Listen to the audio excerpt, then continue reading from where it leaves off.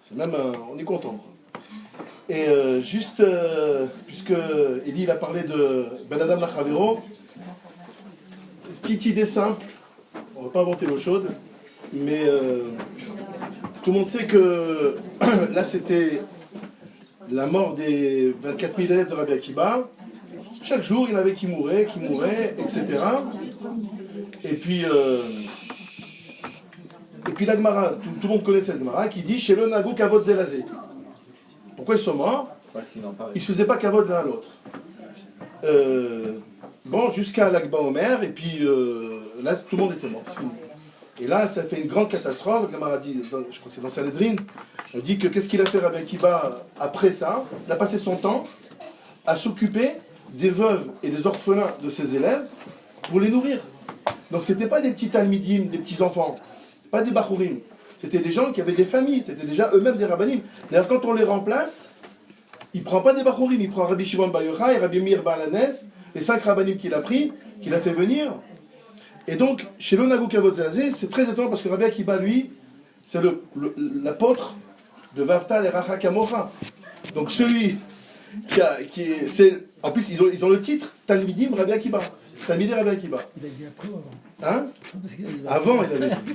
Et donc, alors c'est très étonnant. La première question, c'est pourquoi il n'a pas laissé passer le message. Mais une question plus forte, c'est que, bon, il y avait 24 000 élèves. Les 10 premiers, ils meurent. On dit, bon, les 5 000 premiers, ils meurent. Bon, ça va. Mais les 2 derniers, quand ils sont restés, ils ne se sont pas dit, il y a un problème. Ils se sont dit, c'est vrai. Il y a 10 000, 15 000, 20 000, les 4 000 derniers, ils ne se disent pas il y a un problème. En plus, leur rave, Rabbi Akiba, je ne sais pas, ils ne se remettent pas en question. Alors là, une petite réponse que j'ai un peu vue, c'est la suivante. J'ai vu ça chez Rabbi Elchanan Wasserman, dans son Kovetz Mamarim. Il dit que, en fait, qu'est-ce que ça veut dire chez l'Onagou Kavod Zelazé? Ils ne faisaient pas du Kavod l'un à l'autre. Ils ne s'insultaient pas, ils ne se volaient pas, ils ne faisaient pas la sholara l'un sur l'autre. Très correct. Simplement, quand ils arrivaient au Beth Midrash, celui d'à côté, qui vienne ou qui ne vienne pas, il ne s'est rien passé. Il peut rester absent 1 an, personne ne demande après lui. Et chez l'Onagou Kavod Zelazé, chacun ne fait pas de Kavod l'un à l'autre. Et ça, de quoi on parle? Alors, écoutez les amis, juste... Hein? Attention, tu vas manger, je vais te donner le plat de... La béchamel. La béchamel. Alors, donc...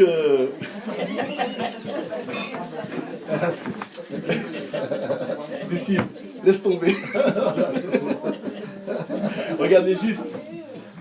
On sait ce Mama Chazal qui disent qu'un homme, il doit se nourrir avec en dessous de ses moyens et il doit s'habiller selon ses moyens et il doit être mechabed sa femme et ses enfants au-dessus de ses moyens.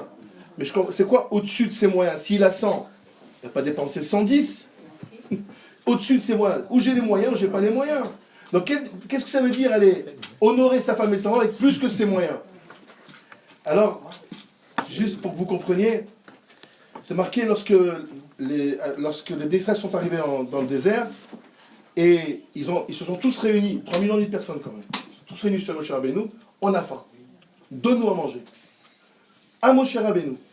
Et Moshe Rabbeinu se tourne vers Akadosh Baruch Hu, et il lui dit, Hachem, mais c'est pas mes enfants pour que je puisse les nourrir. Pourquoi? Parce que si c'était de ses enfants, il peut nourrir 3 millions de personnes dans le désert. Là, le sujet, c'est pas qu'ils sont 3 millions de nuits qui sont dans le désert. C'est que c'est pas mes enfants pour que je puisse les nourrir. Et regardez bien, ça veut dire, ses enfants, il aurait fait plus que ce qu'il pouvait. Alors, regardez, en fait, le truc, il est le suivant. C'est que, quand on demande à chacun de quoi tu es capable, si je te dis, voilà, en combien de temps tu cours le 100 mètres? Alors tu vas dire, moi je cours le 100 mètres, 15 secondes. Je m'entraîne, je me tue, je cours, et tout ce que tu veux. En 15 secondes, je cours le 100 mètres. Très bien. Un jour, tu te retrouvais dans la rue, et puis il y avait un pitbull à qui tu plaisais beaucoup. Il a commencé à te courir après. Et tu t'es aperçu que le 100 mètres, tu l'as couru en 10 secondes. Alors que quand tu as dit que tes capacités, c'était de courir à cette vitesse-là, il n'y a pas plus honnête que toi. Quand on te dit de quoi tu es capable, honnêtement, sans mauvaise foi, sans rien, tu es capable de ça. Mais des fois, la situation permet à l'homme d'aller plus que lui-même. Or, qu'est-ce qui permet à l'homme d'aller encore plus que ce qu'il est capable de faire? C'est le kavod. Un homme, il doit honorer sa femme avec plus que... Et ses enfants, la suite de la Gemara, c'est parce que eux, ils croient en lui. Eux, ils croient en lui. Pour tout le monde, il est capable de faire ça, mais pour cette femme et ce fils-là, ils vont le prendre pour un cador. Et il va trouver des ressources qu'il ne trouvait pas ailleurs. Ça veut dire que les talmidim de Rabbi Akiba, chez l'Onagou, Kavod Zelazé, ils ne faisaient pas du kavod l'un à l'autre, ils ne le félicitaient pas, ils ne croyaient pas en l'autre.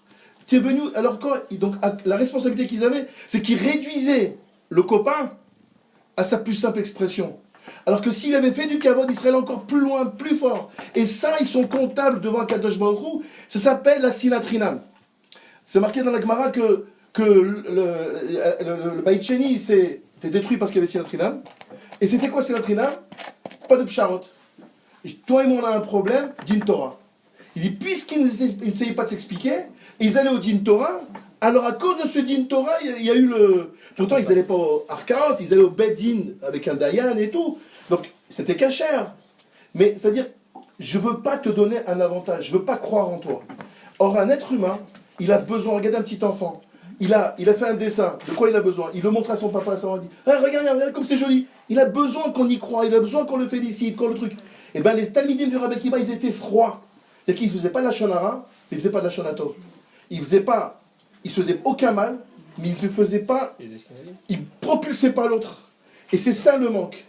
Et alors, à la question, mais comment ils ne se sont pas rendus compte, les 5000 derniers, là, les 4 derniers, là, qu'ils étaient là, ils voyaient toutes les lévaillotes, ils ne se sont pas dit, et nous alors? Non. Parce que comment tu veux te remettre en question? Tu fais aucun mal.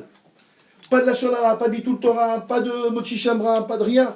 Comment tu vas te remettre en question? Et Rabbi Akiva, il peut te dire, va faire les racha kamorashka demain, tu n'entendras pas. Parce qu'il n'y a pas le début du commencement d'une remise en question, puisqu'il n'y a pas de averot. Voilà. D'accord.